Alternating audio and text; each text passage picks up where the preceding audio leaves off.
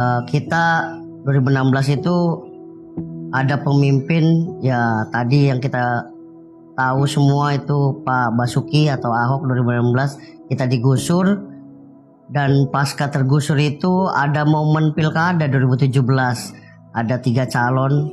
Ya pasti kita ajukan bagaimana nasib kita ke depannya di 2017.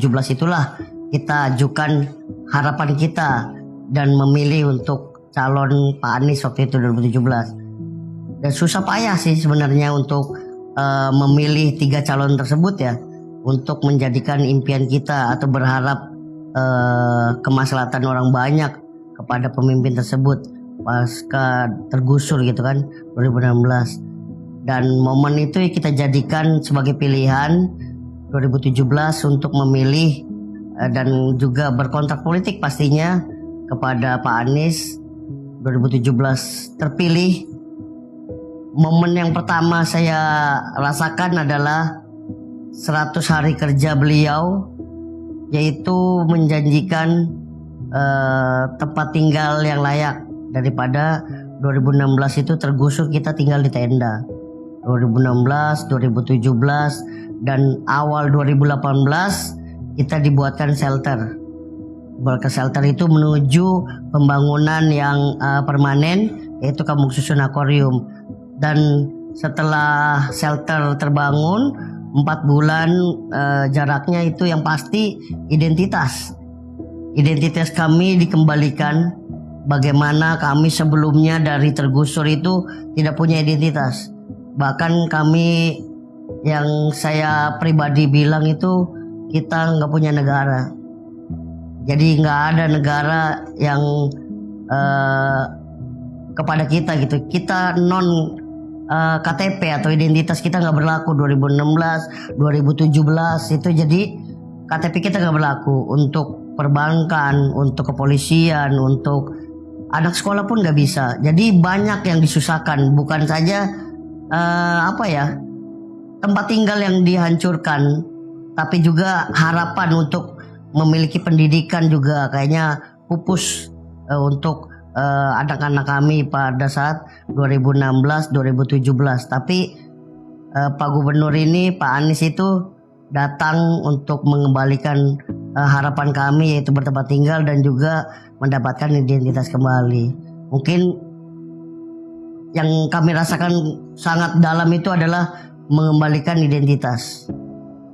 Gitu. Jadi kami benar-benar dihargai. Saya ingat kata-kata Pak Anies itu, memanusiakan manusia, itu paling dalam. Sampai sekarang saya ingat, memanusiakan manusia.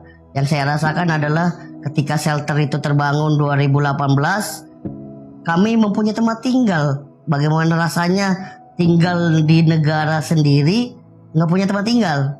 Tapi di saat itu ada pemimpin benar-benar merasakan bagaimana rasanya kalau nggak punya tempat tinggal. Dan itu dibangunkan sementara, shelter pun kami nikmati. Walaupun menuju pembangunan, yaitu yang terjadi di 2020. Itu terjadi di 2020, pembangunan permanen Kampung Susun Akuarium yang namanya. Tapi bahagia banget 2018 itu, kebahagiaan muncul. Selain identitas, rumah tempat tinggal kami sementara yang disebut, ya kalau sebut orang kaya itu nggak layak shelter, tapi kami bahagia. Menuju pembangunan 2020 dan terjadi 2021, 2022, dan kami sekarang sudah ada tempat tinggal dan juga teman-teman yang tergusur sudah kembali. Dan harapannya di 2024 kami full kembali seperti 2016. Kembali warganya seperti 2016, kumpul keluarganya, kumpul kembali juga harapan berpendidikan, ya kan, berkesehatan juga mendapatkan kesehatan yang layak. Jadi intinya kami pengen kumpul kembali. Jadi cerita 2016 itu ya bukan dilupakan, tapi itu adalah sejarah momen Indonesia yang saya bilang gak layak lah negara Indonesia melakukan penggusuran itu. Ya semoga tidak ada lagi penggusuran maupun di Jakarta maupun di mana-mana. Di daerah pun saya nggak setuju adanya penggusuran. Jadi memanusiakan manusia itu yang paling saya rasakan di momen 2018 100 hari kerja Pak Anies Baswedan. Bagaimana rakyat menderita dan didengar oleh pemimpinnya, Sampai sekarang pun ada yang terjadi kan, seperti itu kan. Jadi jangan sampai pemimpin nanti terpilih 2024 semaunya gitu loh. Tapi kalau Pak Anies ini, kami sudah merasakan 5 tahun. Apa keluhan kami maupun tim-tim jaringan kami itu sudah merasakan, dan perubahan-perubahan itu atas kemauan dan juga kolaborasi atas pemimpin dan juga masyarakatnya gitu ya. Jadi perpaduan kolaborasi, nggak ada maunya pemimpin saja gitu loh.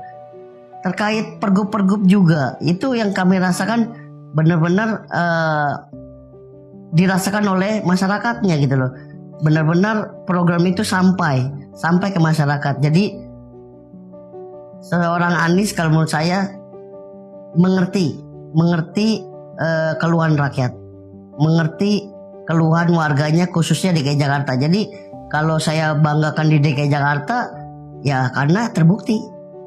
Jadi pemimpin itu melalui karya-karya. Jadi kalau buat pernyataan percuma. Jadi diungkapkan dengan fakta, yaitu kampung susun akuarium, kampung susun kunir, kampung susun bayam, kampung susun yang ada di Bukit Duri. Jadi itu adalah fakta pemimpin yang benar-benar menciptakan mahakarya. Jadi bukan pernyataan saya buat ini, tapi tidak ada faktanya. Jadi kalau saya bilang pemimpin seorang tokoh Anies Baswedan, saya pribadi sendiri cukup untuk memimpin negara di tahun 2024.